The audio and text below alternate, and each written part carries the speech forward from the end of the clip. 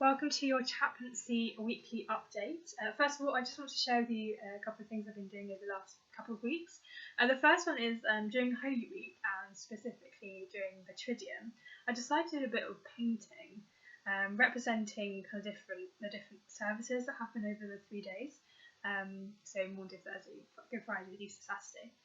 So I'm going to show you this one. This one is very colourful, and it's representing the Exulter, which is this hymn of praise which we hear on Saturday night during the Easter Vigil, and it's kind of exclaiming, Jesus is risen. It's really, really joyful. As you can see, I painted some little.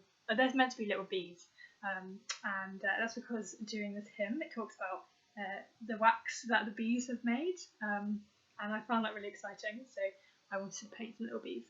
Something else I've done I found some little jars in our kitchen, and I found some seeds, so I decided to plant them, and today they've started to grow, and I'm really excited to see how they turn out.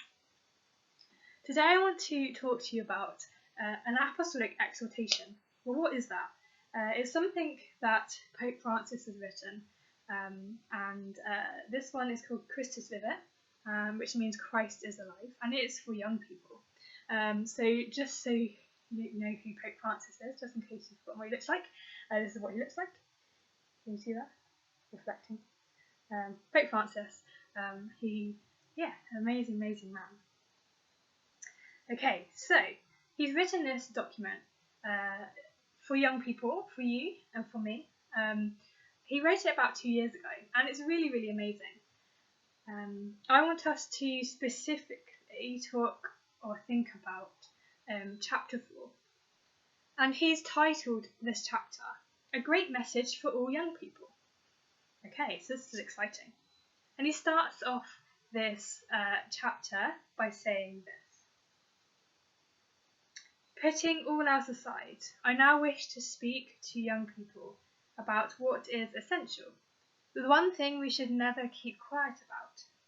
It is a message containing 3 great truths that all of us need constantly to keep hearing. Now, what are these 3 great truths? Okay, they are these. God loves you, number 1. Number 2, Christ out of love sacrificed himself completely in order to save you. And number 3, Christ is alive. Really, really joyful. I want us today to focus on that first truth. God loves you. Pope Francis says this: the very first truth I would tell each of you is this: God loves you. It makes no difference whether you have already heard it or not. I want to remind you of it. God loves you.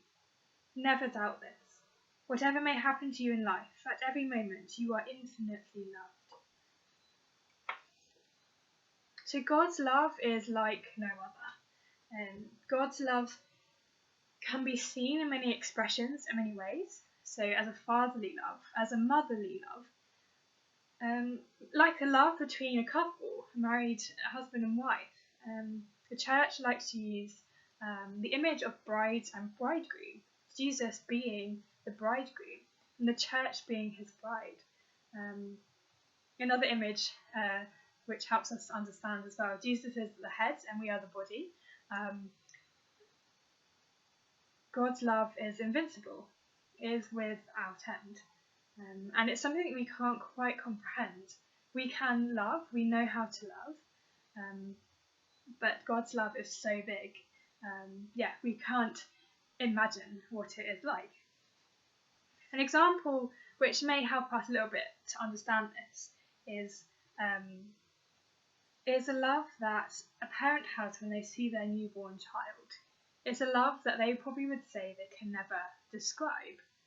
It's a feeling of just overwhelming joy and love, and probably peace as well. So this is how God actually sees us all the time, but so much more, like thousands upon thousands more. And we cannot imagine it. This is amazing. Pope Francis again tells us it's the verse 115 in Christus Vivit. For him, God, for him you have worth. You are not insignificant. You are important to him, for you are the work of his hands. That is why he is concerned about you and looks to you with affection. Trust the memory of God.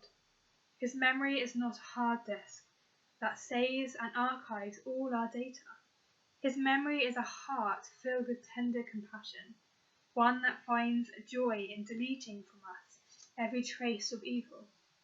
He does not keep track of your failings, and he always helps you learn something even from your mistakes, because he loves you. He then invites us to do something, and I want to encourage you to do this today. He says this: try to keep still for a moment and let yourself feel his love. Try to silence all the noise within and rest for a second in his loving embrace. So this is an invitation for you to try to do today. So maybe just find just a moment just to sit still and to do that, to try and understand and to hear God's love. Let yourself be loved by God. So that's where I'm going to end for our weekly chaplaincy update. So keep watching each week. We also have our Instagram, so look out for that as well. So thank you for listening, and follow us next week. God bless.